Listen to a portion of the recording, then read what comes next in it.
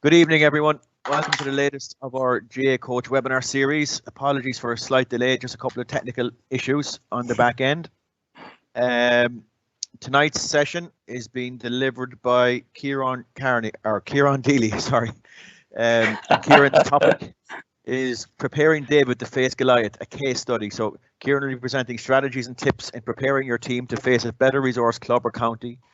Rather than look at theoretical framework, he will present his experience working for QPR and how he's previously prepared his London GAA team to compete against Galway, Mayo and others. So Ciaran is the sports scientist at Queen's Park Rangers Academy, and he's also pursuing a PhD through Northumbria University in profiling neuromuscular fatigue and recovery in elite youth soccer players. He's the CEO of Deely Sports Science, an online community of coaches and sports scientists. He's a former manager and coach for London, fitness coach for Kerala Blasters in the Indian Super League, games promotion officer for WGA, and a player for Wexford, amongst lots of other things. So Ciaran will cover his presentation over the next 40 minutes or so, and we should have a little bit of time at the end for questions and answers. So what I want just to remind everyone, for your questions, if you see the little speech bubble with a question mark in it on your screen, you can click on that and type in any question that you want to ask, or you can see any question that any of the other people on the call have also asked. So Ciaran, over to you. Brilliant, thanks Peter. I think the delay was down to Carl Gregg's dodgy Wi-Fi over out west there. It was nothing to do with me in London anyway. First of all, just like to say hi to everyone. Thanks for tuning in. It will be a little bit strange because I'm used to the interaction and I enjoy interaction with people and everything. So this will be a funny one, just going through the laptop. But firstly, I'd love to say well done to Peter for the series that he's set up, along with Niall Williams and Carl Gregg and lots of other people, I'm sure. And also getting the camogie involved and the ladies football. And it's kind of a thing that I feel strongly about, that I'd love to see more women coaches, women players, everything presenting at these things, which they have been the last few weeks, which have been great, and also just at different conferences and stuff like that in the future. So it's brilliant to see a bit of publicity from the camogie and from the ladies football, which hopefully soon will be women's football. I always find the beginning of presentation is the parts that I dislike the most, and I always think of Andrea Pirlo, the great Juventus and Italian footballer, who once said that he loves football but hates warm-ups. And that was the thing that he really disliked at all stages. And I think that's relevant for this presentation as well. And it's certainly relevant in my career, where I always think that, remember, the players are the most important, maybe the skills coaches in there second. But if you're a sports scientist and an S&C coach, remember to let those players play as much as possible.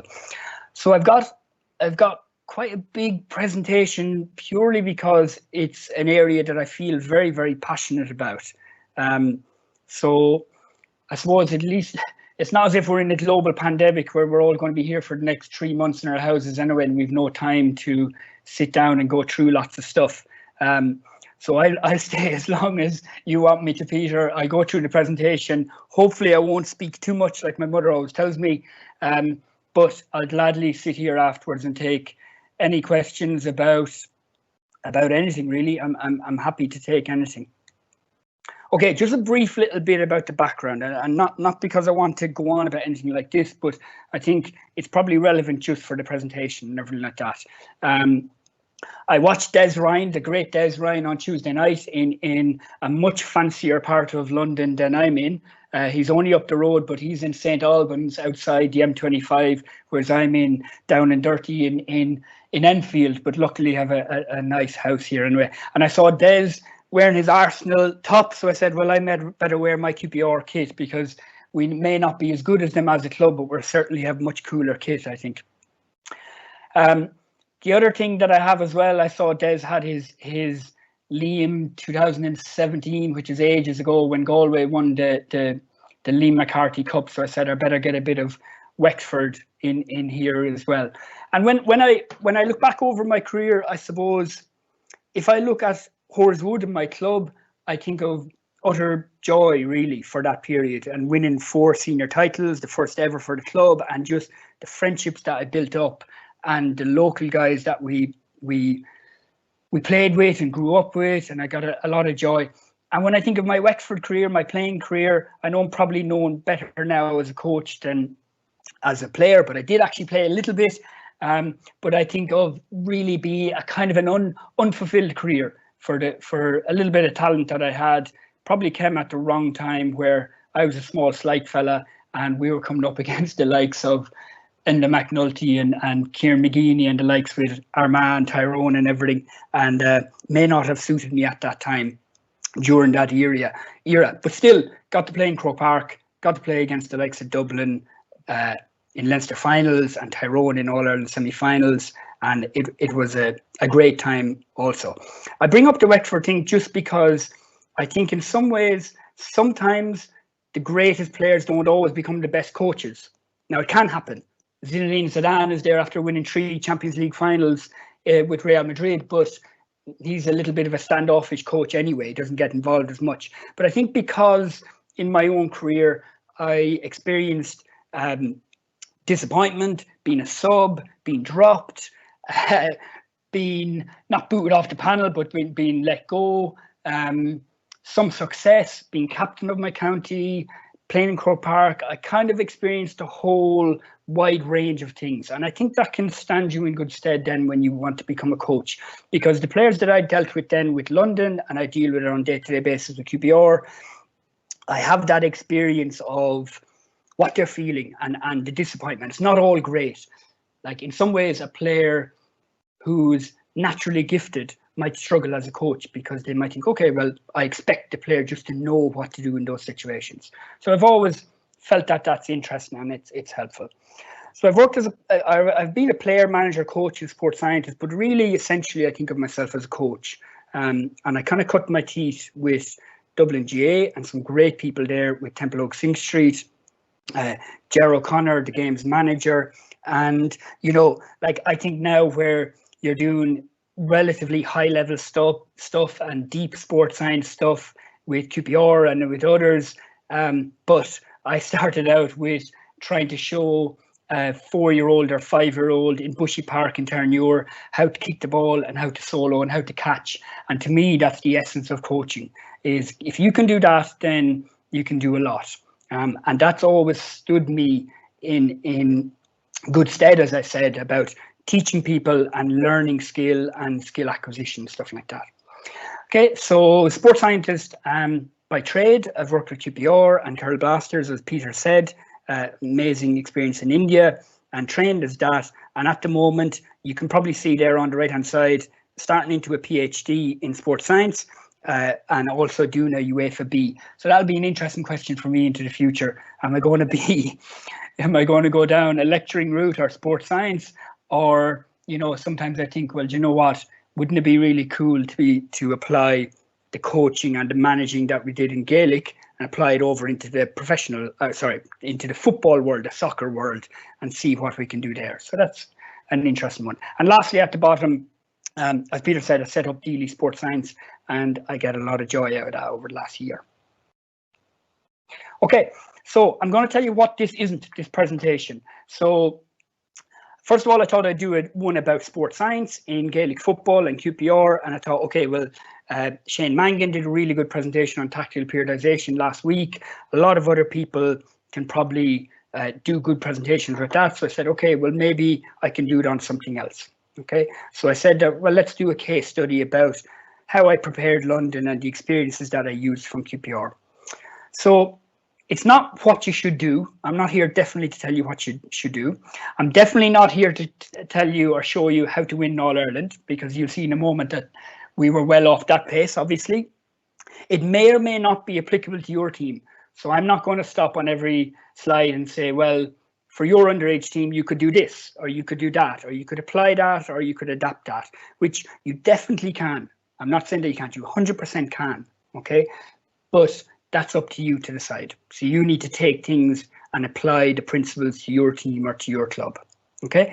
I'm definitely not here to tell you a secret formula of how to perform against a bigger team, against the Goliath. I'm not that interested in one-off games, and I haven't been through my career.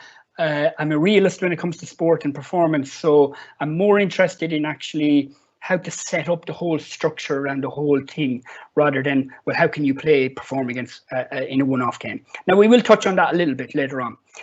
The last thing I'm not going to go into that much about, well, this is what we do with QPR, or this is what we did. All I'd say about that, and keep it in mind right throughout, is I think a lot of the principles that I apply with London, or I took from QPR, and I took from Kerala Blasters in India, and I took from Terry Phelan out there who was working under, and with Dublin GAA and Wexford and stuff like that. So that's just to be mindful of that. So really, this is just, it's a case study of, well, this is what I did, this is what we did. Okay, so moving on to London. So that's my good friend Owen Murray, who was a player, mad about him as a player, even crazier about him as a fella. And that's him with Brendan Murphy. Now, I'm not saying that that's what you should do in order to compete against some of the bigger teams. And remember, Carlo are a bigger team than us, or were a bigger team than us, and I'll get on to that a little bit. Okay, so I want to just give you quickly some context and how we competed. So I took over the London job.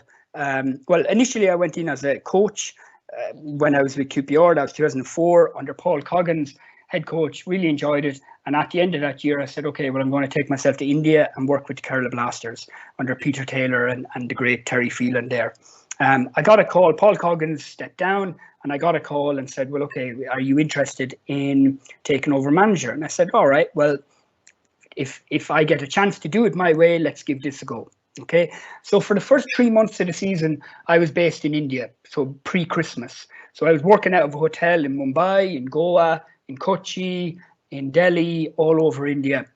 And really, I was trying to organize stuff from there. And I'll be forever indebted to Ross Bennett, who's head of performance for QPR, to Brian McBrearty, to Paddy Curtin, and to Noel Dunning. And those guys kept everything running pre-Christmas by the time I came back. So if you think of, if you're involved with a county, another county, that just would never happen. Obviously, that situation. The manager is in India, dictating stuff, and the staff are picking up the slack. That just wouldn't happen. But we managed to get there. Now, we had very few players. We had very little structure. We had to organize everything remotely, the food, the kit, the gear, the training days. I had to ring players and say, well, who's coming out, who's not coming out, and everything like that. So obviously, as you can see, a very challenging situation. But we had good people involved. Okay, and when I say we're a better resource team, I don't look down on David at all. There's nothing wrong with being David. And if you look at that, the picture there, David is nimble, he's creative, he's resourceful, he's small and slight in athletics. So there's nothing wrong with being David. But just to show the reality, you can see that London in general, 2019, like we're bottom of Division 4. Okay, 2018, we actually got up to 4th, and that was our kind of best ever result, really. But just to kind of let you know the situation we were in, I went into that season, I spoke to a lot of people, got a lot of advice from previous coaches and managers, and they said, well, look, can you sort out your defence? Can you set up, not defensively, but start from the back upwards? And I'm a great follower of Italian football and teams like that, where they go, okay, well, let's build from the back. Mourinho back in his heyday. And I thought, right, well, that makes sense to me. So if we can get within 6 points of everybody for that season, that initial season, to me, that's a success. So expectations in London were quite low, obviously. You're not expected to go and win games. They always say, the county chairman and everybody else, that they want you to win 2-3 games plus the championship game. And that's your goal for the season. But it's always going to be a very difficult one to do. So expectations are low. So I thought, okay, I can actually come in here and do something with this if I can do it my way. I'd never managed. I'd never coached a team. I coached with Dublin, obviously, with the underage, and then helped out Kingdom Kerry Gales with the great Noel Dunning. And we won a senior title in London the year before. And that was it. So I'd never managed or anything like that. I was age 32. So it was a real challenge. But that's what we wanted to do. So 6 points, within 6 points. Okay. So why should you listen to me in any of this? And this is a good question and a relevant question. And it comes down to really, well, what is success to you? And what level are you playing at? I'm a great believer in sport that everybody finds their level. And that's why I'm such a supporter of the All-Ireland B Championship, hopefully in a slightly better organised way over the next few years, with plenty of promotion around it and everything like that. But I'm a great believer in everybody finds their level. And not everybody can win All-Ireland. Not everybody can win a Connacht. So what can you do? So if you want to see, that's my, that's how we did. So that's my record as London manager in the first Connacht game championship match. And that's how you're judged, really. I never won a championship game with London. As you can see, the first year we lost by 13 points against Mayo, 3 points, Leitrim, 10 points, Sligo, 4 points, Galway, and that's our record. Okay. Now I'll have my own thoughts about that, whether I deem that to be a success or not. Ultimately, to me, obviously I failed as the manager because we didn't win a championship game. But how do you deem success? And that's an important one. I remember coming into the Mayo game, as I said, I'd never managed. I was 32, 33. I didn't sleep in the lead into that game, thinking that, you know what, if things don't go right, if we're not 100% ready for this lot, this could be on live TV, losing by 30, 40 points. How's that good for us? How's it good for them? And luckily, we actually performed. And you know what, if you think about it, when you look at some of the results in the provinces, in Leinster, in different games, sometimes keeping the score down to that kind of level is not so bad. The Leitrim game to me was a big one in that we had that game won and conceded 2 late goals. And I think if we had got over the line on that day, it probably would have been a very different record over the coming season. But anyway, we'll move on from that. So here's the Galway game. So this is the last year, the last game, that second last game I was involved with London after finishing up with them. And this is Sean Hickey, corner forward, London born. Killian Butler, London born as well, had scored an unbelievable goal in the first half. He took a shot. Sean Hickey came in at the back post with 5 minutes, with 1 minute to go probably. We were 3 points down. And as Paddy O'Shea said, sometimes a grain of rice can make the difference between winning and losing. Sean sadly had lost his father, had passed away the day before, and speaks volumes to the fella that he was, that he told myself and one other coach and nobody else, and he wanted to play, and he announced it to the players after the game. Okay. So Shane Walsh and Ronaldinho, and I bring this up because looking at that record, obviously you can say, well, that's a complete and utter disaster, a failure. And what were London at, and who am I to tell anybody about, well, this is the program that you should follow and stuff like that. But it's relevant about who you're playing against and who you are. And I put in this short little video for Ronaldinho. I don't know if it's sound working or not. Let's see.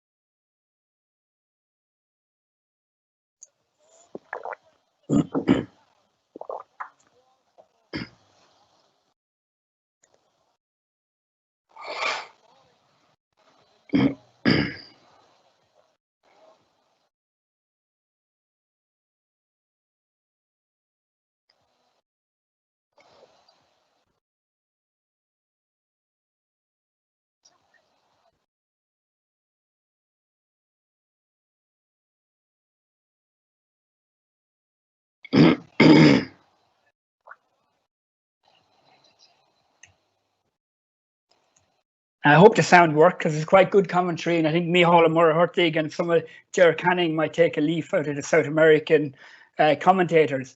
I put that video in because I like looking at Ronaldinho play and I like videos, but also, as George Orwell said, all animals are created equal, but some animals are more equal than others. And the point about Shane Walsh and Ronaldinho, so Ronaldinho, as a young boy with his club in Brazil, he was the only player that his grassroots club manager, when they interviewed him years later, said, you never know if a player is going to make it and you never know to what level they're going to be. But Ronaldinho is going to be a World Cup winner. So there are some players that stand out much more than others. Players like Shane Walsh and Damien Comer and guys like that are some of those players. So you can't really compare London with Galway or London with Mayo because it's a different level. So Ronaldinho's first goal for Brazil, the audacity to do something like that, to make a fool of Dunga, a legendary figure in the Brazilian game, and then to the absolute peak of his power to be scoring 2 goals against Real Madrid in the Bernabeu, and to make Helguera absolutely flat-footed as he skipped by him. And that's important because Shane Walsh's career will be a failure if he doesn't win an All-Ireland medal, or at least numerous Connacht medals, which he has. A London player's career will be a success if they win a game, okay? And I know I'm really harping on that point, but I think it's an important one. So I thought then, well, right, how can we compete? So if you think of the likes of Dublin, I went back to my football world, which I understand and know a lot of. So I think, okay, well, that's like a Man City. They have the best players. They have a brilliant program with brilliant people. They invest in youth and the future, and they have a load of money. Only mess in Dublin.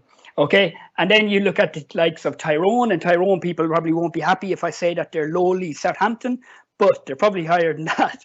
But still, Southampton, they don't have the best players, but they have an integrated program and they invest in youth and they have great facilities and everything. So what are London then? Well, London are probably a Burnley. Okay, maybe we're probably a Bournemouth in that we played always good football and that was important to me as well. Or a QPR, maybe.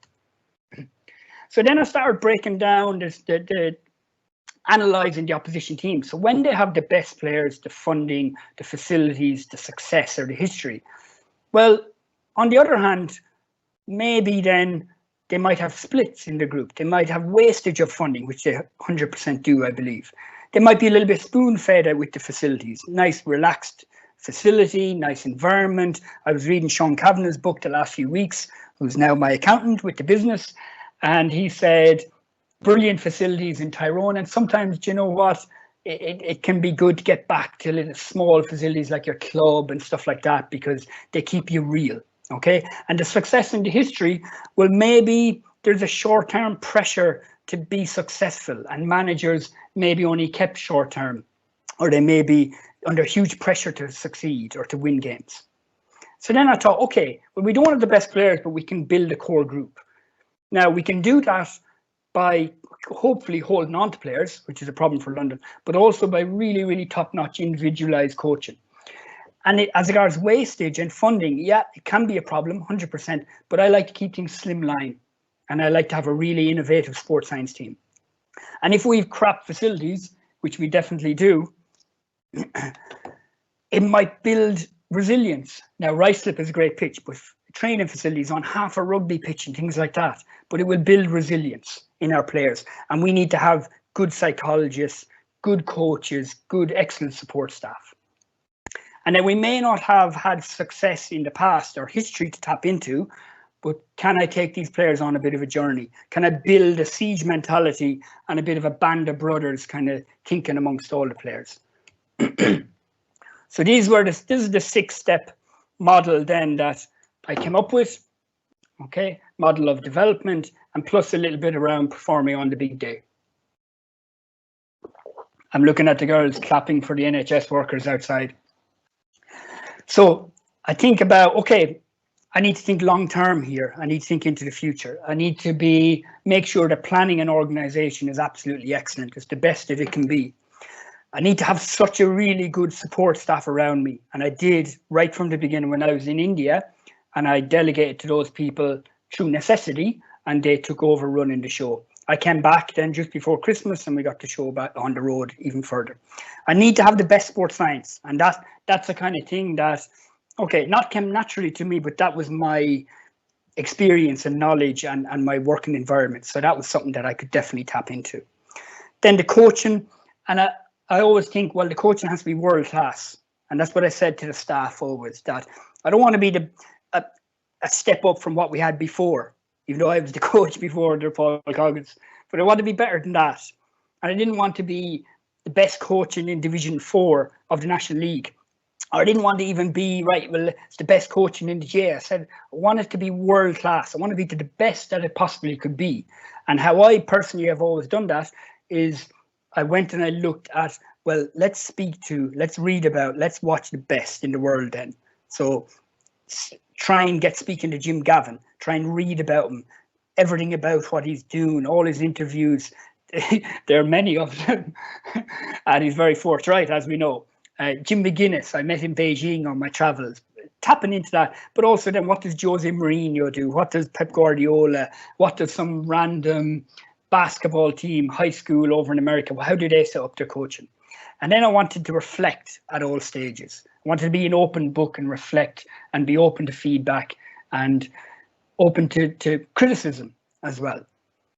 And actually, as part of my business, DeelySportsScience.com, and our podcast that we just launched recently in the last few weeks, we discuss a lot of these things. So it's quite interesting. It's been a really interesting journey actually doing this presentation, because it's forced me to kind of look back and think, okay, well, how did things go with London, and kind of reflect on it. So it's been interesting.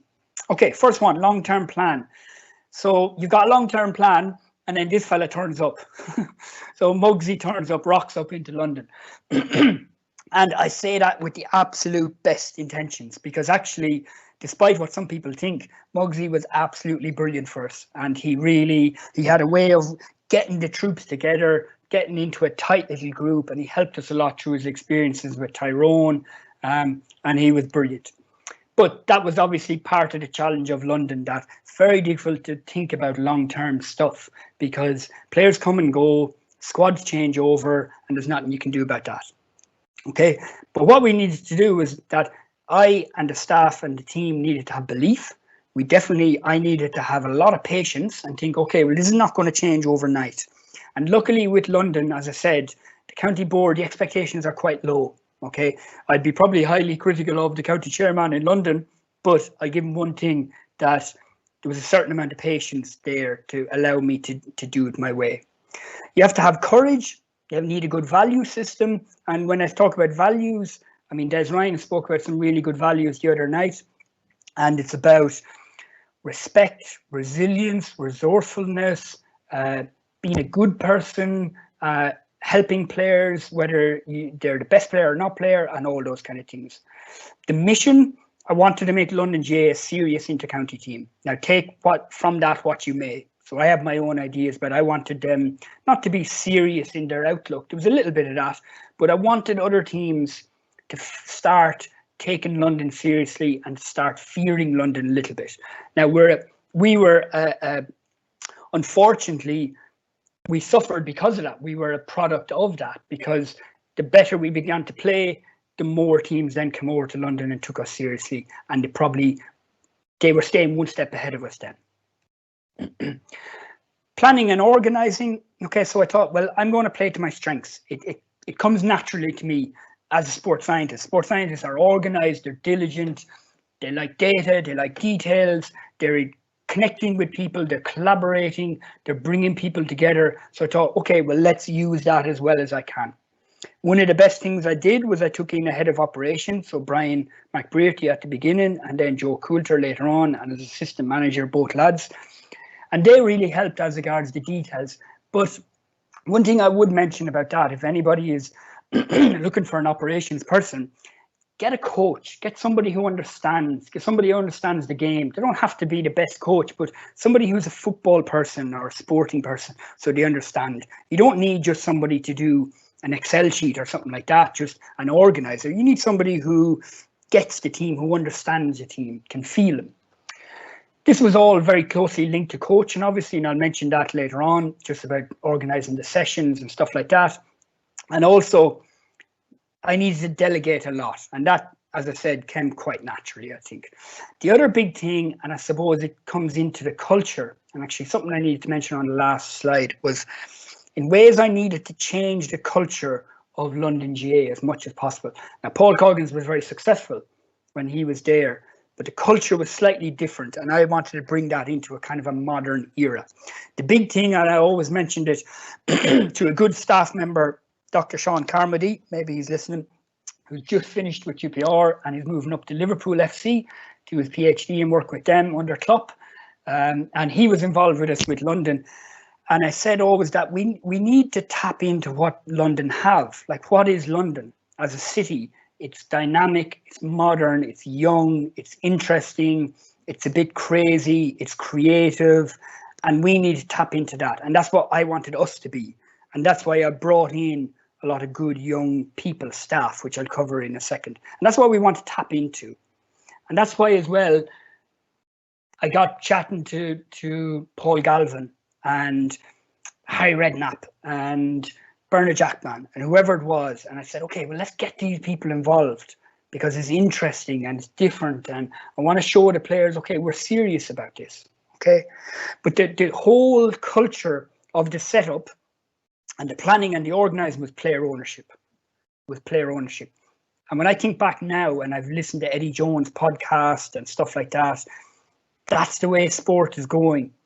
And that's the less that the coaches can say and the more the players can talk and do and organise, then the better. And I can say that that's the same in your club team, your underage team, your county team, your Dublin team. I mean, look at what Desi Farrell is doing, great man. Look at what Jim Gavin did. It's all about player ownership, and they own the journey. It's not you. You're a facilitator, and that's your style. Okay, the support staff then, like I said, young and innovative. So I brought in the best people I could. Now it's a challenge in London because not loads and loads of coaches, but luckily I came across some really good people. So that was the night after the Galway game in Ruislip. Ross Bennett in the centre with Joe Coulter. So Ross came in with me right from the beginning. I'm involved with QPR, I'm involved with Deely Sports Science as head of performance.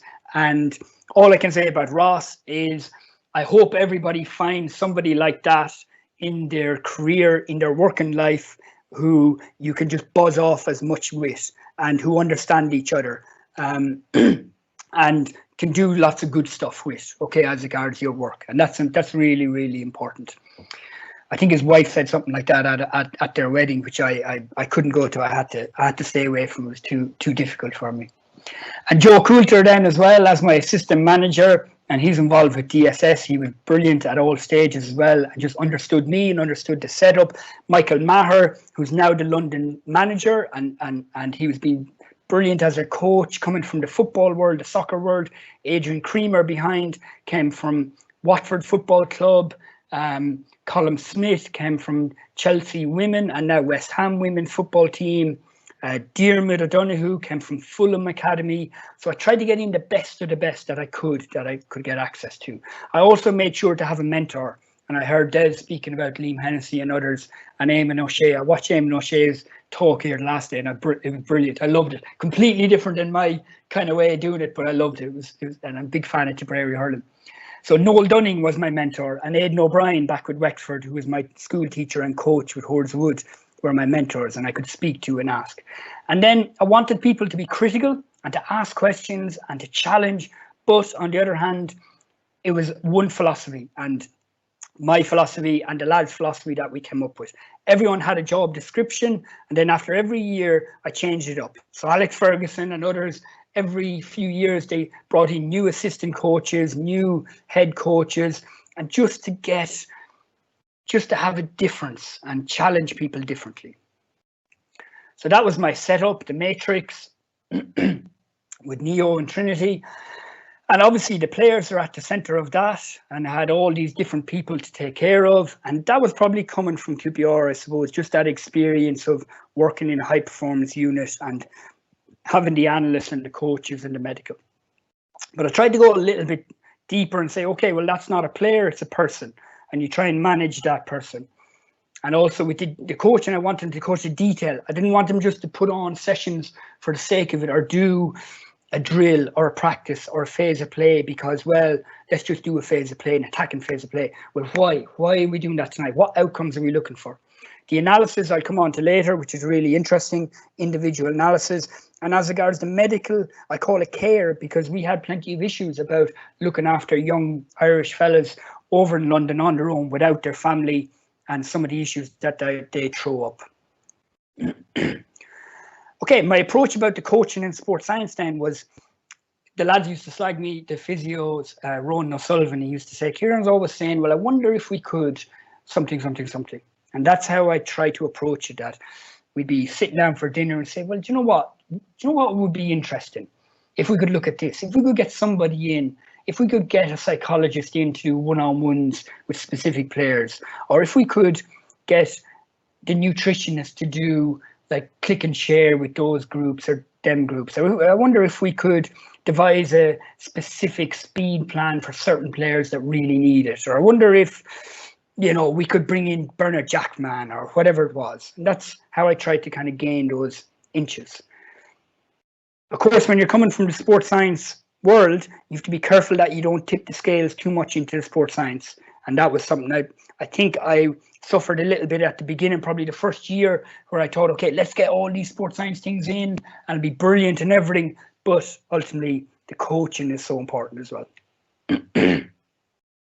When I say about sports science, I wanted to be innovative, and I say the heavy lifting. Now, that's not actually the heavy lifting of lifting weights and in the gym, and obviously they did that, but the heavy lifting really, as regards sports science, is about, it takes time.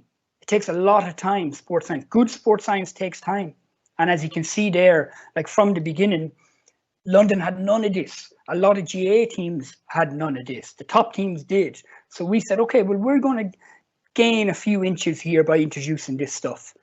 And that if the other teams that we're playing against in Division 4 are better than us and better funded and better facilities and being together as a team longer, well, how can we, what's the window of opportunity? What can we gain from this then? What can we introduce? So things like, I spoke to the good people at Stat Sports, been very supportive of me and the business actually, and they gave us use of old Vipers, Stat Sports Vipers, which we were using years ago with QPR.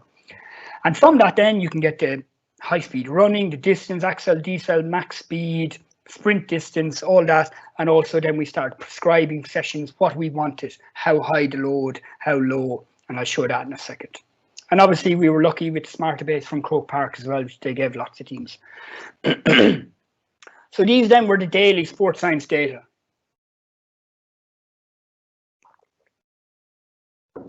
So this is what I say about the heavy lifting. It takes time. There's no magic bullet. There's no secret. This takes time collating information. At the beginning, we started on Google Sheets. At the end, we had Smarter Base. We had paper and pen. And a lot of people would say, well, do you know what? That's a waste of time. And I think, well, maybe for you it is. But we were trying to gain every last inch that we could. So we introduced all these things. So that was just to find out how the players were on a daily basis, rating themselves for sleep, nutrition, hydration, soreness, fatigue, stress, motivation. And these are typical things that you see in professional clubs up and down the country. And I know now a lot of GAA county teams will have at this stage as well. The RPE scale then, I know Shane Mangan covered that the other night, about on a scale of 1 to 10, how difficult was the session. And then we had the duration of the session, and that would give us a training load measure. And then anybody can do that without any GPS, obviously. So from the GPS, then we got a session trace. So I find that really interesting, because if I look at that session activity trace, I can see that we did a warm-up, we had possession practice, we did, what is that, 8 max speed runs, you know, about 8 meters per second. We went on to fairly high intensity tackling drills, I'd say, or small sided stuff. We did kind of a setup, 3 sets of a setup. We moved on to 3 small sided games or medium sided games, those over on the right hand side. And we finished then with 4 sets of max speed, or let's call them lactate runs or fitness drills. So it's quite interesting to look across that activity trace. And they're just the speed on the y-axis and the time on the x-axis. Down there, the session absolutes, so we could find each player who was doing the highest amount of running, who was doing too much, who needed to move a little bit more, and that was all information that we fed into our knowledge then. And then did they meet the threshold? So this was quite unique that we were doing, I think, where we had levels that we expected that session to be at, and then we could see whether they were hitting green, amber, red, whether it was too much or not. The weekly data then, so that's just to see that the players hit their 90% up to 100 max speed, which is a preventer of hamstring injuries, as anybody sports scientist will know. Then we looked across the week, we plotted, well, what should they be getting? High and low loads, the green and the red traces, and then the blue with what we actually did. So they were in terms of distances, so 4,000 meters up to 6,000. So we could track then. So that's from week to week. That was our macro cycle then. We could see throughout a 12-week period with a break in the middle there, maybe that was Christmas time, and we could see, okay, well, what kind of levels were they hitting? And I'll come on to that, the periodized plan, in a minute. So this is how our week looked in general, I would say. Now, this was due to logistical issues. We only had a gym, for instance, on a Tuesday night, access, but I actually quite liked it. And I know Shane did a lot of tactical periodization the other night, and actually Shane started out with us as well in with London a couple of years ago. But this was actually something I quite liked, because it meant that we had a game on the Sunday, Monday was off as recovery, Tuesday then was back in the gym, back together. Wednesday was a high load session on the pitch, Thursday off. Friday then was a lighter session, RPE of about 5. Saturday off, and then into our game, our high session on a Sunday. So that's just, you can see on the left axis, that's RPE out of 10.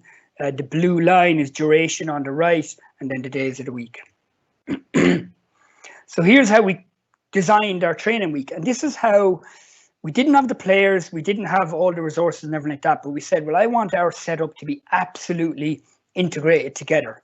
So I wanted the coaching team and the sports science team together to organize this, the goalkeeping coach, the physio, the psychologist, even the nutritionist. And I wanted people to all have an input about, well, how we design our week. Now, I call this a hybrid tactical periodization, not because we knew better than Jose Mourinho or lots of others or Shane Mangan, but because it was tactical periodization, and tactical periodization basically means that everything is integrated. So you can integrate your technical, tactical, physical, psychosocial all together in one session from week to week, all the time.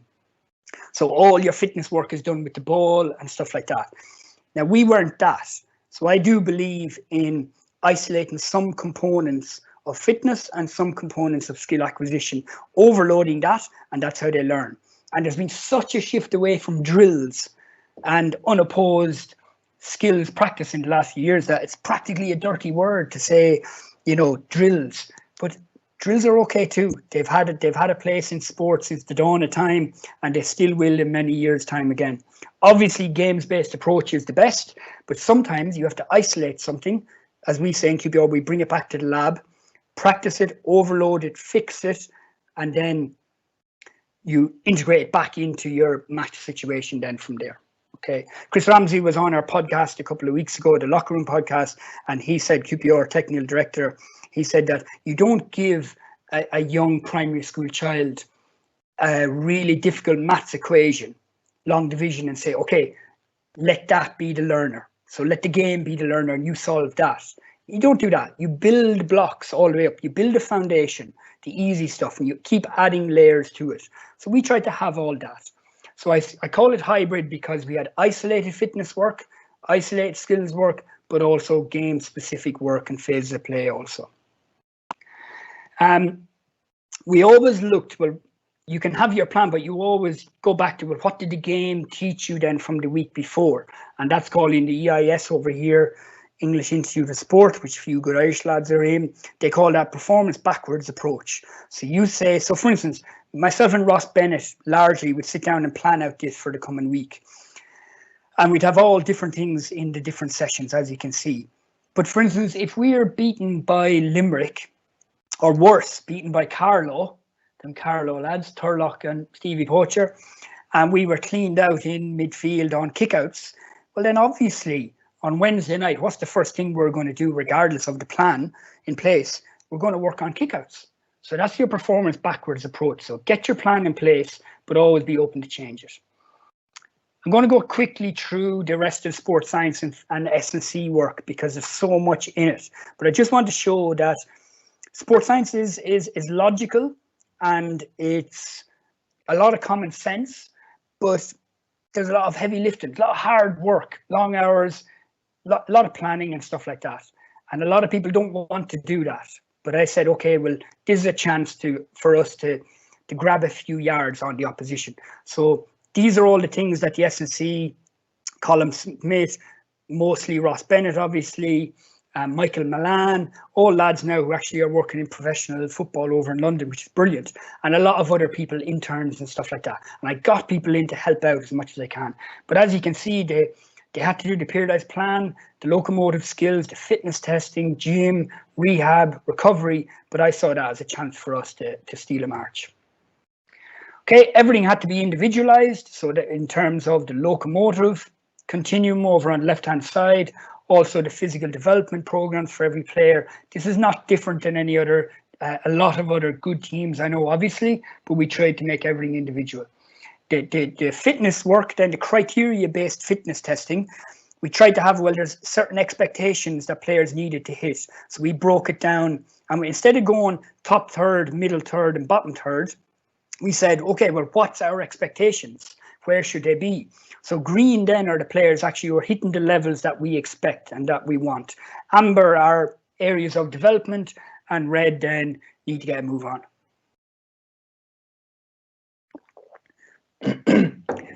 Ross Bennett designed the aerobic development continuum. So that was basically just taking the players through fitness work, more or less starting at high volumes, low intensity, and working our way to low volumes, high intensity. So basically taking them into championship or to league. On the right-hand side, then we designed a rehab continuum, myself and Ross together, and that was different pillars: aerobic development, locomotive, max speed, and technical skills. And we had different levels from 1 to 8 then that the player had to go through. Now, here's where the last few inches that I tried to find, and I think we did in some part. And Peter, I hope I'm not going to go on too long for you now, and the people out there. But I thought of, at the beginning, I thought, well, sports science can get us a long way, and good coaching, and improving the players, and building a culture. And by the end, once you have those things in place, well, then what else? So what's the next step then? And I thought, well, okay, well, psychology and nutrition, what more can we do with that? And if I look back now, and if I had continued on, they were two of the areas that I would have gone deeper into and added more layers to, I think, because they're the final inches that you get. Now, all the teams obviously can have a psychologist and can have a nutritionist and all that, la-di-la, great, but I wanted to go deeper. I wanted, as always, with everything, I wanted it to be individualized, okay? I wanted player ownership, and I wanted coach integrated. And they were the three big things. Okay, so they did the initial group sessions with the teams for both nutrition and psychology, but then it became more individualized. So if there was an injured player or rehab player, so as soon as somebody gets injured, straight away, the doctor's off the phone for me, Dr. Sean, then I'm saying, okay, get the psychologist in touch with him, get the nutritionist in touch. Because the nutritionist then can advise that player about eating certain foods, extra proteins, extra green leafy vegetables, extra little supplements, whatever it is then that can help that player return quicker, but also just to recover, to heal that tissue, to heal that bone, to improve strength of that muscle, whatever it is. And the psychologist, well, that player is just after experiencing a catastrophic injury, for instance, an ACL, which we had a few of. So that player is going to be down in the dumps and everything like that, and I can help them and I can chat to them, and Joe can, and all the other lads, but they may need a sports psychologist to dig a little bit deeper and chat with and support. Okay, the GPA were fantastic, and they gave us great support as well. And you have to remember that in London, young fellas over, There can be gambling issues, there can be drink, there can be other stuff, there can be people away from home, all that. So they were fantastic support on another level, a higher level. And Fran O'Reilly, the great Fran O'Reilly, who helped me a lot through different things as well, is doing brilliant work there. And then with the nutrition, then just click and share. So I wanted players to think about their lifestyle choices away from the training pitch. So you can be there on the training pitch for 3 sessions a week, an hour and a half each. So that's 4.5 hours per week. You have access to a player plus a gym session, 5.5, 6 hours, whatever. Our program was never that crazy in volume. But what are they doing then away from that? They're getting the tube into work. They're snacking and eating. They don't have their parents to cook them meals at home and stuff like that. They can't even get home to their parents for a weekend or whatever it is. So that was really important. And both of them at the bottom there are linked to their individual plan, which I'll come on to in a few minutes. So the individualized coaching. And a lot of people will be aware of the 4-corner approach. It's a lot comes from football as well, and then agreed outcomes. So what we did when we were designing our session, as I say, that the period, we always worked off the periodized plan, but adapted it as if we needed to. We had to work on stuff from the last game. So again, it can be adapted. So a plan, but adaptation. But then always as well, I had to think, well, the plan is the plan and the physical outcomes. And that's why I say about the 4-corner approach. So you have the technical, the tactical, the physical, and the psychosocial. If you're just focused on technical, tactical, great. But what about the trade-off against the physical? And if you're just focusing on the physical, fantastic. But what about the trade-off against the psychosocial? So this all needed to be integrated, and we need to be thinking of all those things at all times. It sounds like a lot, and it is, and it's difficult. But in other ways, it's very, very logical. And at times with London, because the squad of 30, we usually got a change of 15 every year, new players. I had to, at all stages, think about setting up the team. So I needed an actual body of players there set up as a tight unit in defence, and then scrap it all and start again the following season and begin the whole process all over again. And then what happened was that would be done up on an Excel sheet. It'll be saved in our Dropbox account that all the staff have access to. I get it on my phone, screenshot it, send it to the players' WhatsApp group, send it to the staff WhatsApp group, and then everybody was aware, okay, these are the things that I need to work on tonight's session.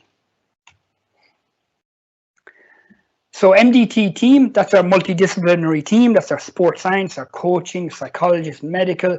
And the big thing that I wanted from every session was that there's absolutely no wastage in any of the sessions for any minute. I'm not a big believer in spending loads of time talking and discussing and everything on the pitch for ages. I wanted no wastage. Move from practice to practice to practice.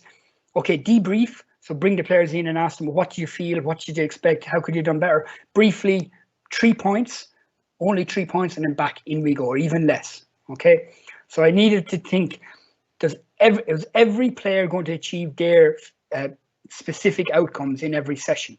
Now, that's a big challenge. But for instance, if a goalkeeper isn't practicing his kickouts every session, that's a problem. If he's not practicing his saving, if he's not practicing his commandeering the parallelogram, whatever it is. So I needed to introduce that into every session. Now, that can be the simple thing of an attacking phase of play.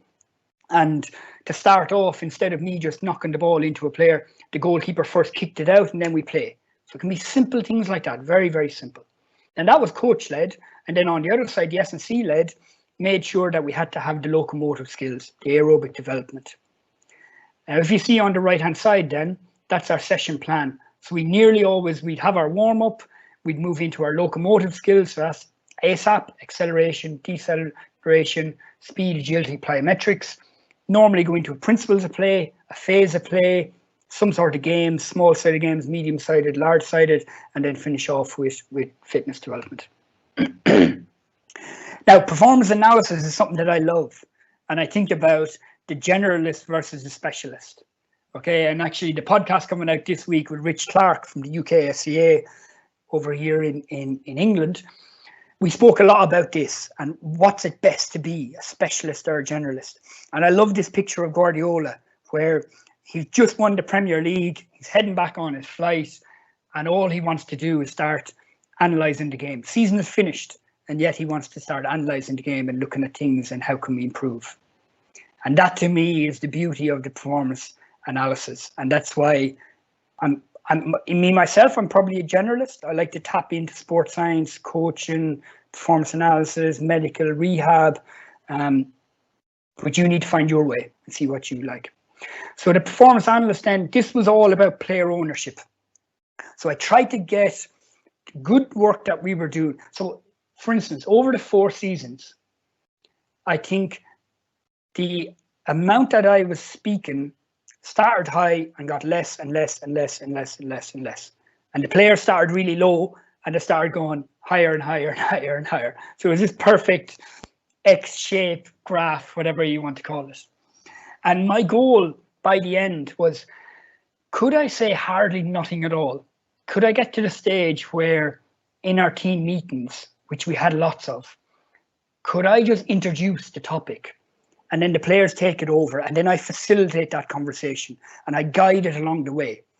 So you have to make sure, remember, you've got 30 players and a staff, and players will take conversations off in different directions and discussions, but you need to bring it back to what you want to get out of that meeting. And Noel Dunning taught me that a long time ago, about you need to guide that conversation to where you want it to be. It's not a complete open forum. So this was all about player ownership. And what we did was we did scouts reports, and we got people to go to games and stuff like that and do up reports, send them over to us, give them to the players, because I said, okay, well, let's give them information, and that's what I wanted to do.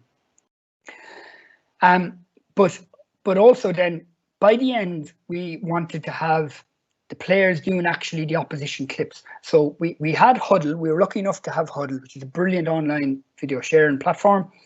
We all had access. Every video, every training session was uploaded up there. You could have interactive discussions with the players. So if you see there a young London-born player, Aidan McGarvey, brilliant player, I was mad about him. He looked at his training session, he looked at his Leitrim match, and he then created clips himself, sent them to me privately, and then with Joe and some of the staff, and then we could have an interactive conversation and discuss, okay, what could I have done there? What would I have done differently? Should I have given the ball easier? You can do little writings on it.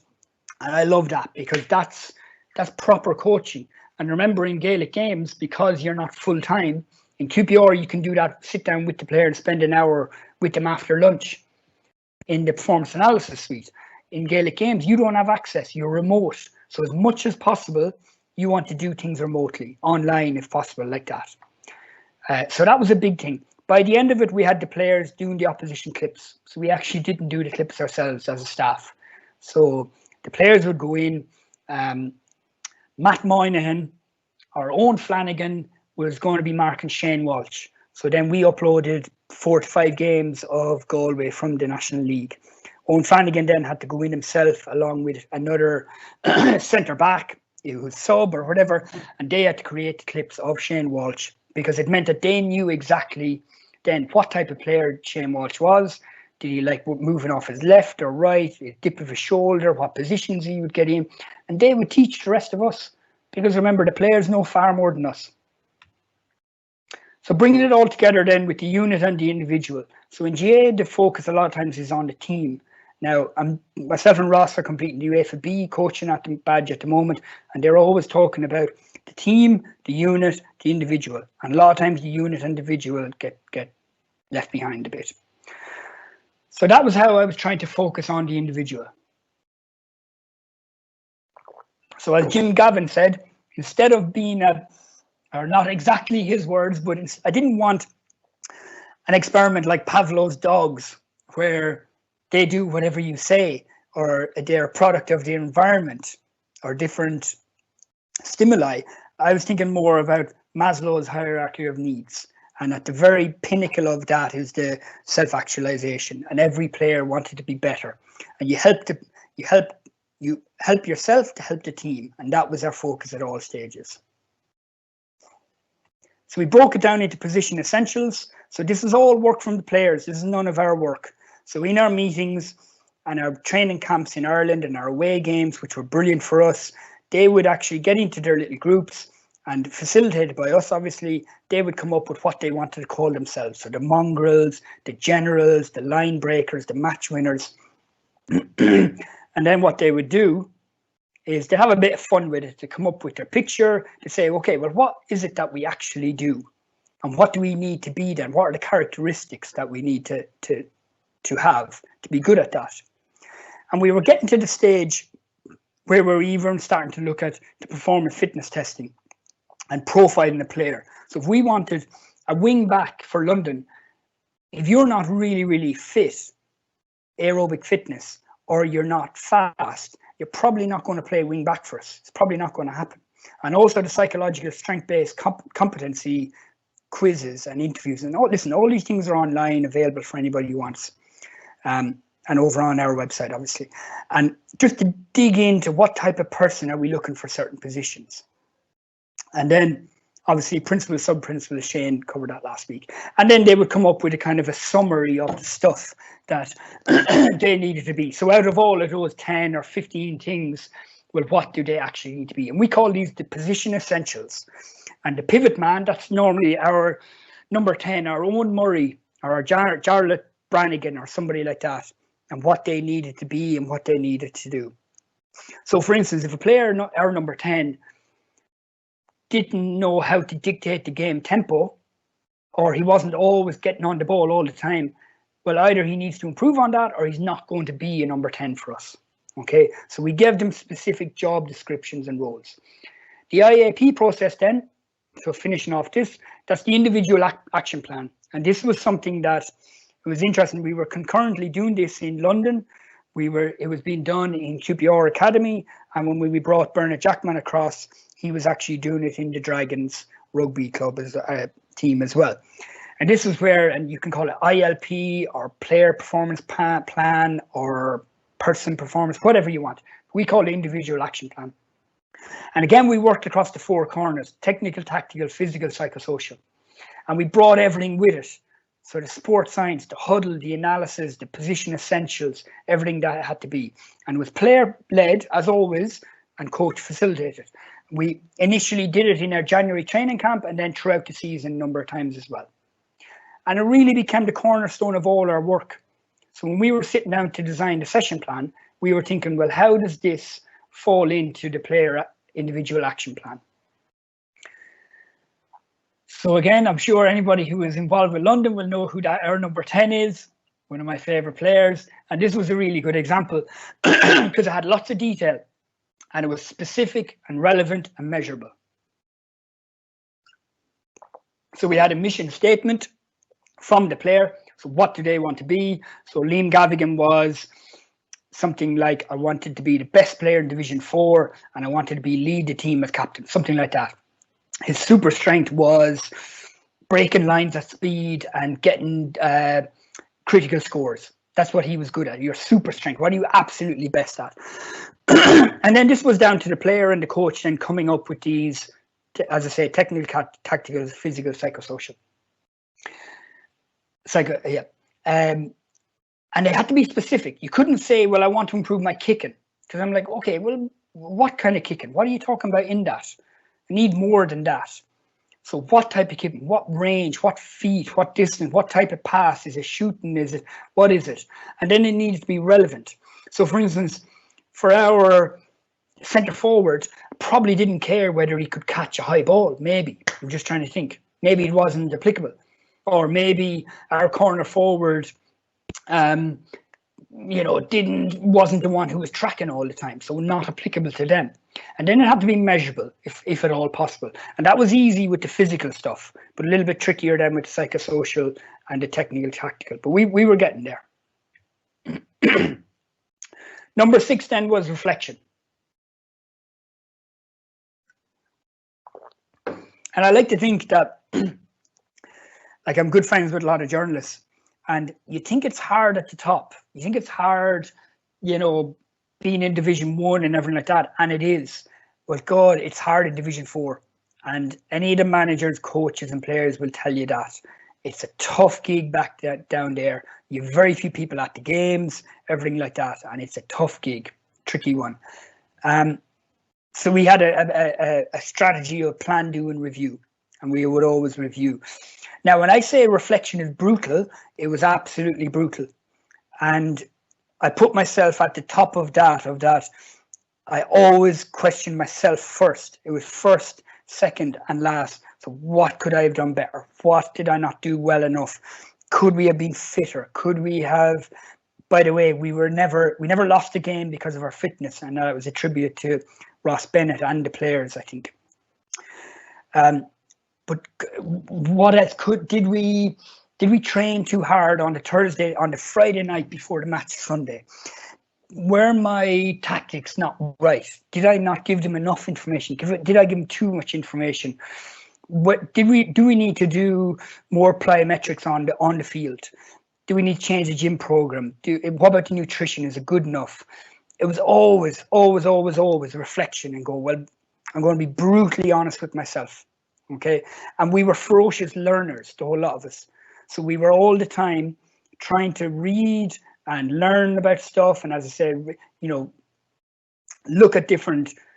to podcasts, read articles from random things from different parts of the world or business and stuff like that. So we were ferocious learners and reading about stuff, and nothing was off the table. So we wanted absolutely put it all out there. What do we need to improve?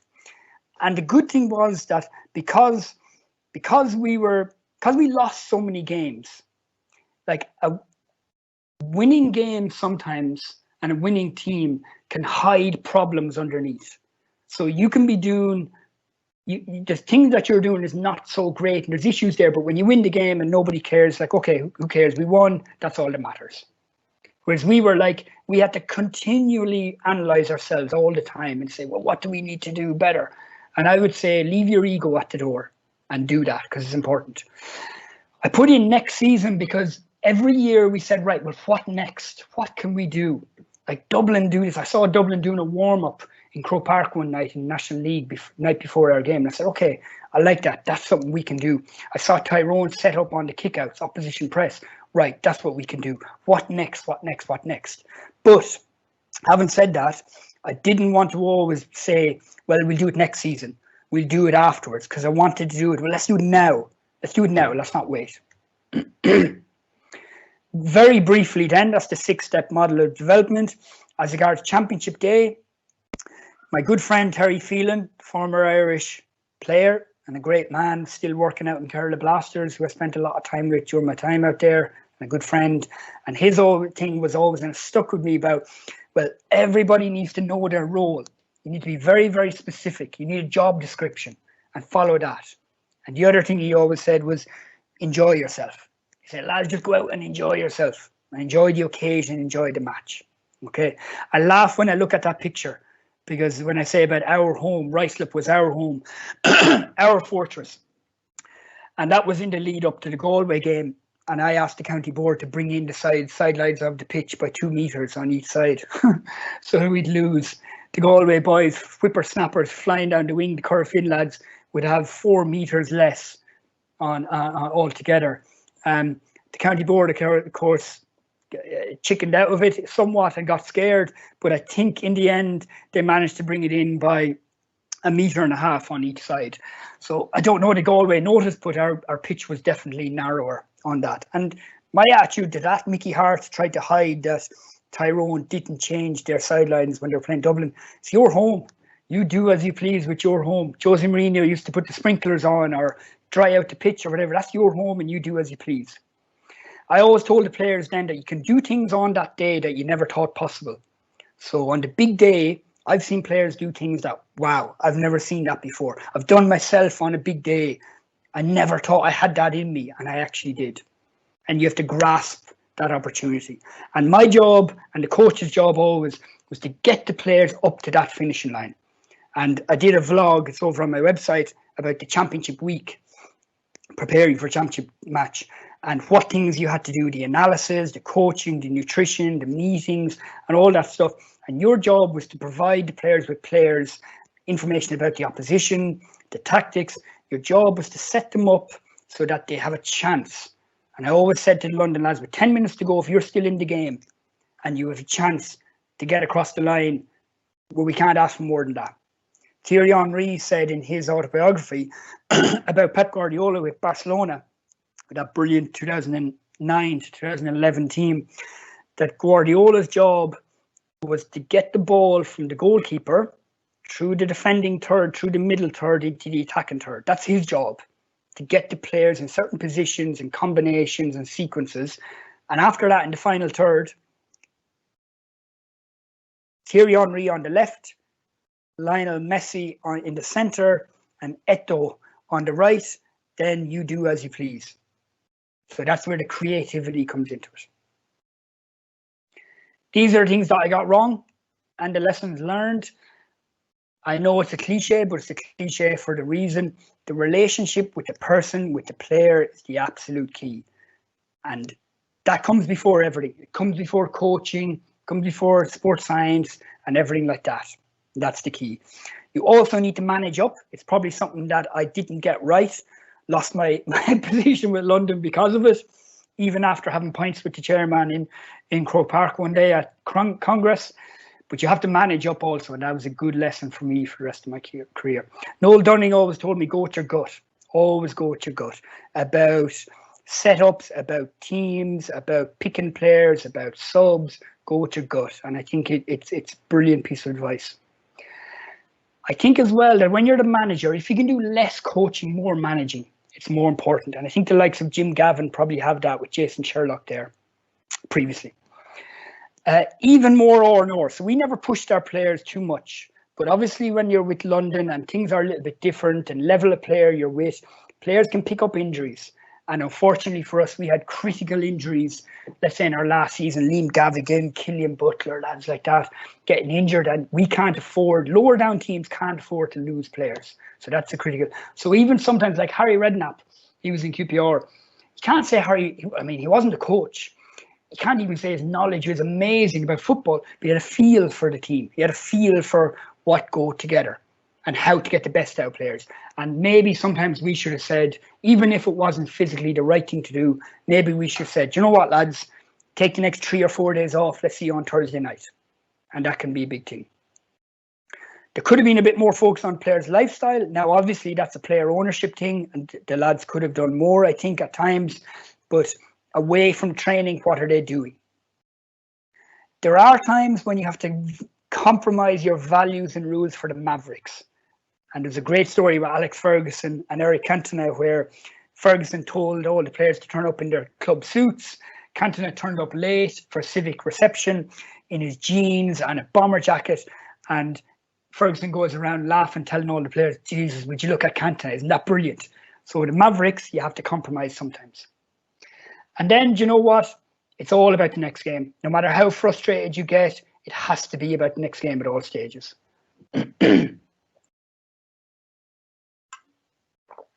Last little bit. These are the real take-home messages for me. It's all about the good people in the staff, in the players, with everything. And the value system that you have to be open. And we started always with, well, why is this? Well, why not that? I don't want to hear people saying, oh, well, you can't do that and you shouldn't do that. Nah, maybe, and we don't have time for that. It's like, well, why not? Why can't we do that, actually? Let's try that one. And the culture, I'm such a believer in player ownership. And if I was ever involved in in my work and stuff like that, I'd give even more ownership over to the players. As I say, if you can speak so little and the players more, we are onto a good team. And my club team, the great Horswood GAA, are testament to that, with the likes of Darren O'Reilly and Derek and Leo Bryan and Stephen and Niall Collins. They were the guys speaking. And our coach and manager, Aidan O'Brien, was the one who facilitated that. The individualized coaching, utilizing expertise. So utilize good people that you have access to. So in your club, there's architects, there's engineers, there's builders, there's different people. They have expertise in different things, but also utilize different specific coaches for defense, attack, goalkeeping, and tap into that. And then all of the sports scientists. So trying to tap in to the psychology, the nutrition, the fitness testing, the profiling, and everything like that. And that's really interesting. Last few little things. So as always, thanks to QPR, they've always been great supporters of me. Thanks to the London players and the guys that went on us on that journey, which was a fantastic time. And two organisations that have supported me a lot over the last couple of years have been the GPA and also Stat Sports. Just before going, I did want to mention, as regards over on our website, we have a community of coaches and sports scientists and S&C coaches. It's online. It's great for the moment with such conversations going together and everything like that on WhatsApp and on our closed website. And basically I put up all the drills and practices and everything like that. And also the locker room podcast. I had a couple of little videos at the end that Joe Coulter did. They were quite cool, but I'm sure we don't have time. But these are the kind of things that we have up, the training plans and stuff like that. That's the great Tyrone of 2008 team, Muggsy and Sean Cavan and the boys. And it's just all over on the website. And it's quite good little stuff. And the last one is just like the little drills and practices that we did.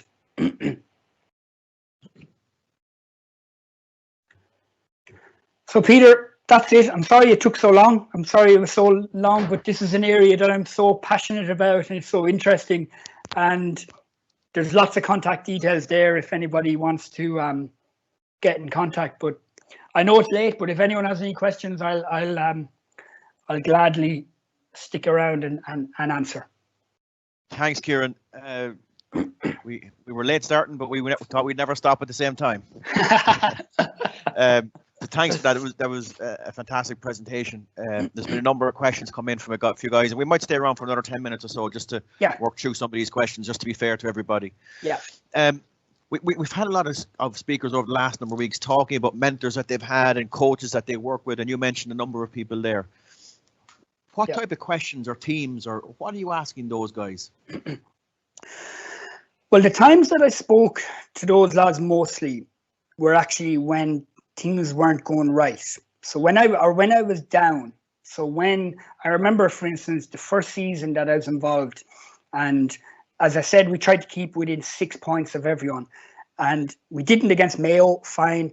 But the one game in the league was a home game or an away game for us against Wexford in Wexford Park. So I wasn't very thankful to the players for getting beaten. I think we were beaten by 20 points or whatever. And I rang that night. I was so down about it, and I was ready to kind of go, well, it's not working, and this is my last season. And I rang my old coach and teacher, Aidan O'Brien. And I basically, I mean, the few questions that I asked them really were that, well, what would you have done differently? How would you have approached this game? Or what do you think? And really what he did was that he kept putting the questions back on myself, and I reflected myself. And it wasn't that he was giving me any answers or anything like that, but it was a chance. He gave me the space to reflect myself and think, well, actually, I have the answers. So I knew all the answers to the questions, and he just gave me that space. Alongside that, I mean, Noel Dunning with the London team helped me a lot, and that was a case of just a general conversation about different things. About, I'd ring him up and my question would be, I have an idea, and what do you think? And it was as open and closed as that, really. And it's trying to have an open question where you give them the space to go, well, actually, you know, maybe that could work. And how do you feel yourself? And again, it's you have the answers, and they're just trying to extract it from you. So if you have a mentor who's giving you all the answers, they're not a good mentor for you. And again, you spoke about the attitude of, let's see if we can do something. Let's try and do something here. And a number of questions came in from people along the lines of, how did players react to that? Were there ever any ideas to come up with and players said, Ciaran, do you think you got a bit too far this time? Or especially maybe players who hadn't been used to maybe some sports science support or that type of innovative coaching? Yeah, no, it's really, really good question. So well done to the lads asking that. A couple of things on that. We had a player leaders group. So we had 6 lads that we chose who we felt were either experienced, they've been around the block a bit, they're some of the best players, but also the different type of characters that they are. And we would always make sure to put in at least 1 or 2 inexperienced lads as well, because they would have a different approach. And what we would do is that before we enacted anything, after I would speak to the staff first, then we'd have a meeting with them lads and we'd say, listen, we're thinking about running with this.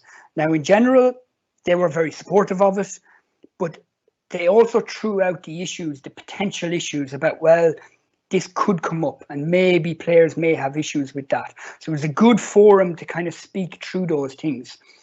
There were times when they weren't always sure, and it was a case of, I would say, look, trust me on this one. Let's run with this and give me that support with this. Because if the main players and the leadership group and the captain push it, then you've definitely got a chance. As regards some of the players then not being open to the kind of the innovation and stuff like that, yeah, we definitely had that. And I think in some ways you could say that our setup suited more a Dublin, a Kildare, a Tyrone, a Meath than a London, because I think the higher up the divisions you go, the more those players are looking to get every last bit of information and new innovation. So some of our players didn't, but I did take the attitude of, well, you're never going to get everybody all the time to buy into this. And I knew that there might have been a fullback or a cornerback or whatever who was thinking, do you know what, this is a load of bullshit. But as long as he didn't become a negative influence on the other players, I didn't mind.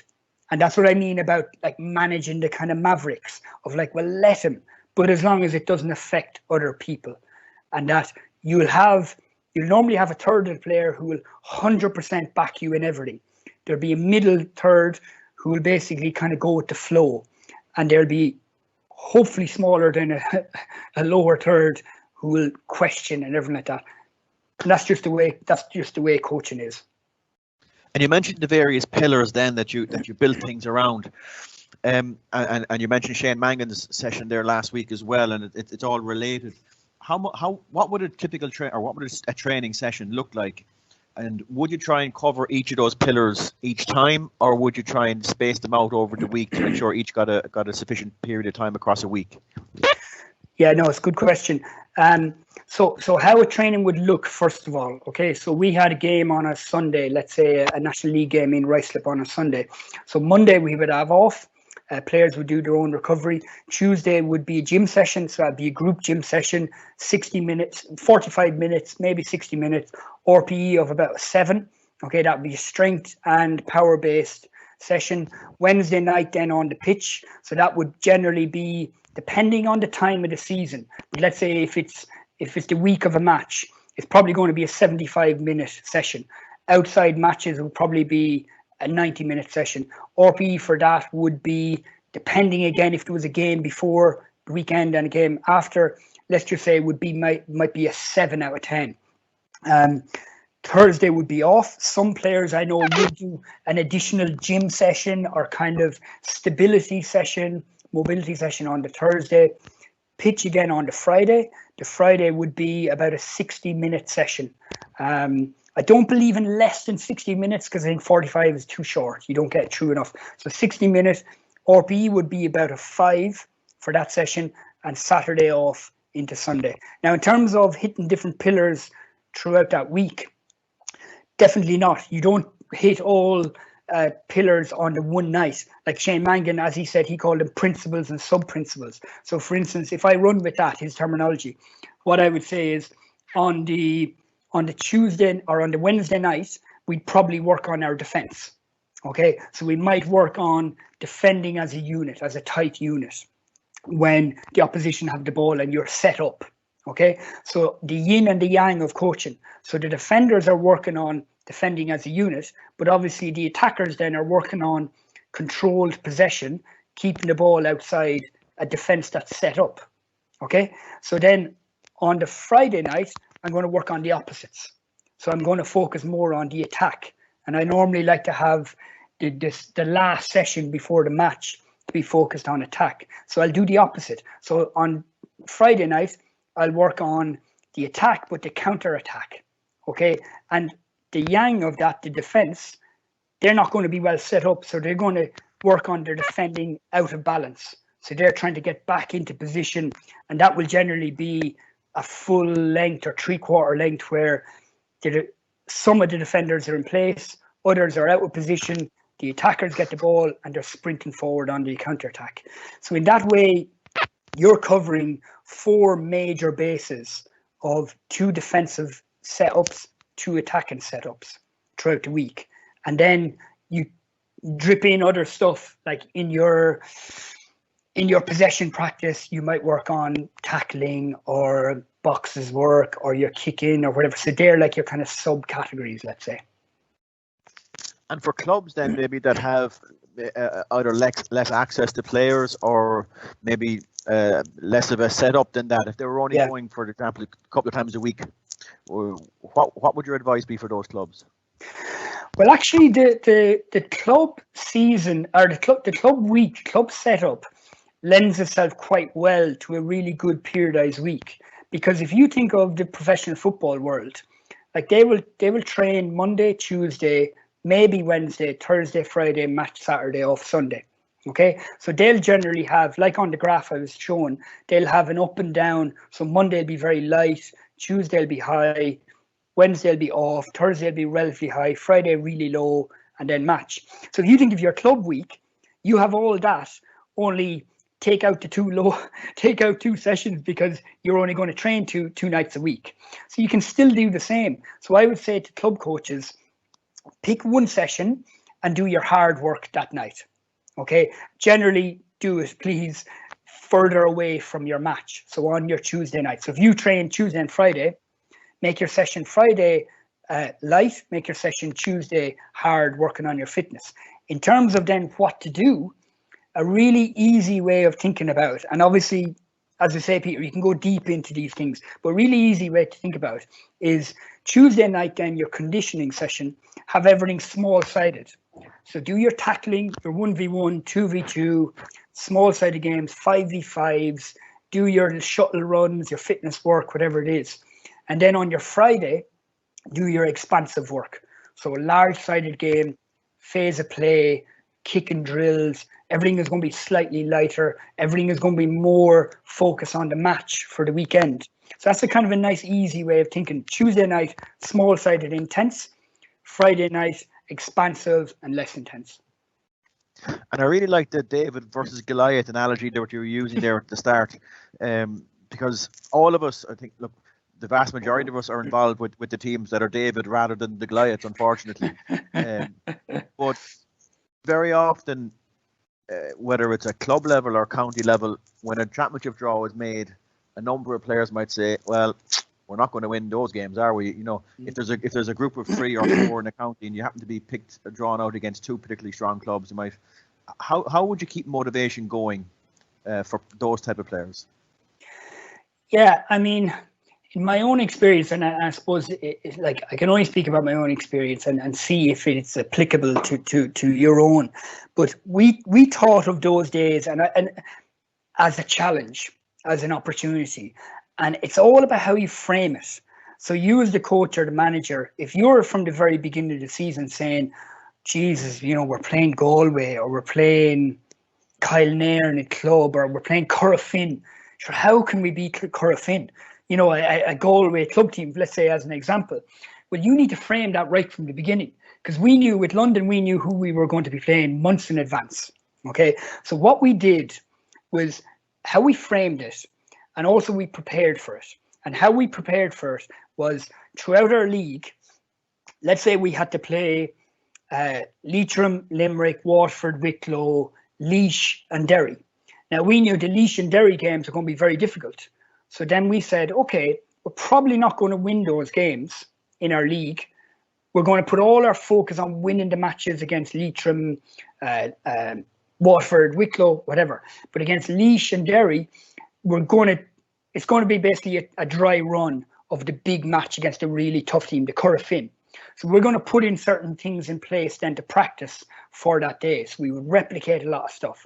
And if it meant that you had to be a little bit defensive, extra defensive, or set up differently or whatever, well, then you wouldn't wait to play Corofin to try out those things. You'd probably practice it in a league game earlier in the year that doesn't matter as much. And I always found that that was a good way to get those players to kind of engage in it, because like that's one game, but there's always going to be other games. You know, you can lose to Corofin, but you can still qualify out of your group stage. So there's little kind of how you frame it, how you prepare for it, and like for those big games, like against the best of the best teams. I mean, I did my homework. You know, I made sure whatever information I gave to the players, I knew more. So I knew about Shane Walsh, I knew about Damien Comer, I knew about all that.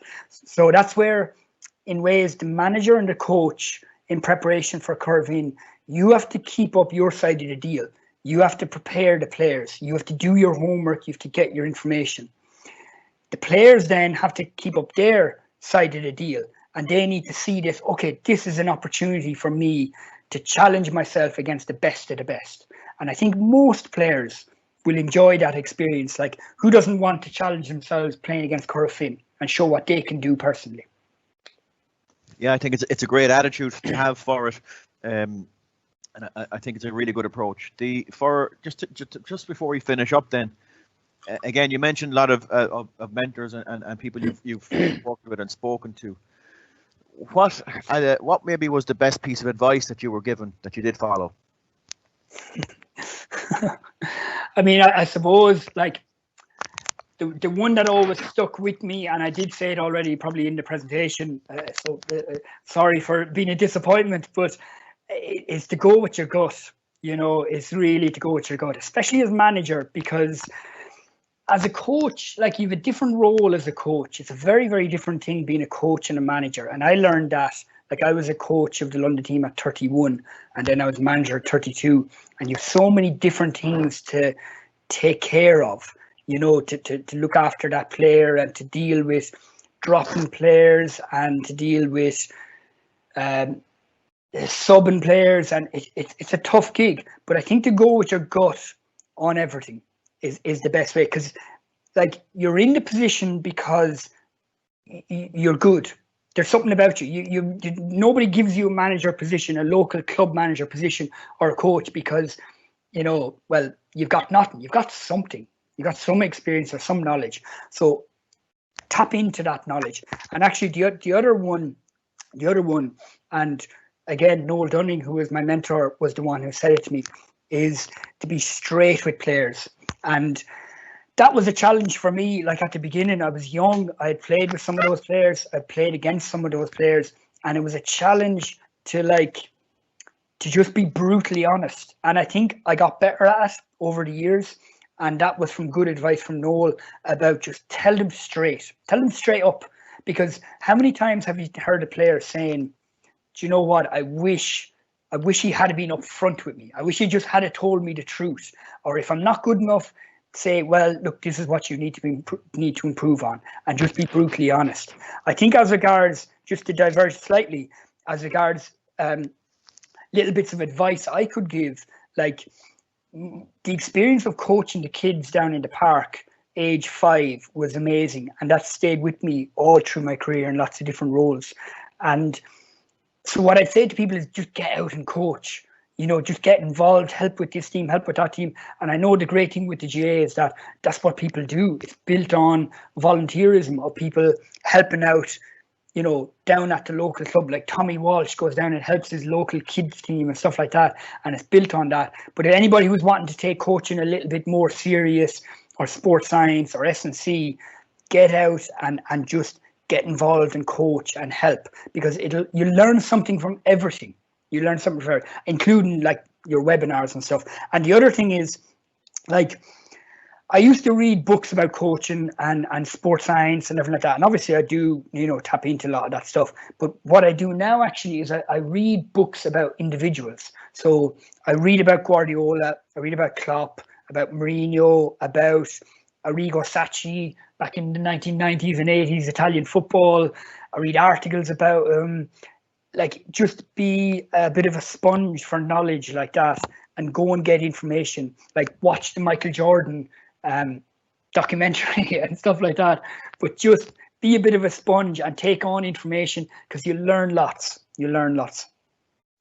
Ciaran, thanks very much for your time. You've been really, really great tonight and over the last number of weeks in putting all of this together. We really appreciate it. And, Great. Thanks, Peter. for the 500 or so people that were here this evening, just a sincere thanks for that time. Great, thank you. For everybody on the call, we continue with this series next Tuesday, and we've taken a slight turn in our approach, obviously with some various announcements that have been going on the last while, and there's some light begins to appear at the end of the tunnel. We're looking at a session being delivered by Eamon O'Reilly. Now, Eamon is a chartered physio, and he's the lead of Spark in South Dublin. It's a clinic there. He's worked with the Dublin hurling team since 2011 and has been involved with the international rules team for the last 3 series. And his session will be on returning to Gaelic games post-COVID, keeping your squad fit and preventing injury. So the webinar will look at issues facing GAA players in the current situation and how to address them, look at return to play and ways that you coaches can maybe help with time out of play. We'll also look at specific ways of tailoring training to avoid injuries, both in small groups and large group scenarios when players return. So he'll discuss injury prevention and recovery strategies during the condensed calendar, maybe that is to come as well. So that should be a really interesting session for everybody, and really hopeful and helpful for the next number of weeks. So the registration for that session is open now on the GAA Learning page. You can go and register right now, and as always, the link will come out on Tuesday, depending on when you register. You should get it early or afternoon on Tuesday. So again, thank you, Ciaran, for your time and effort, and best wishes for the rest of the season. Thanks, Peter. To everybody on call, thanks very much, and we'll see you all again on Tuesday, and enjoy your weekend.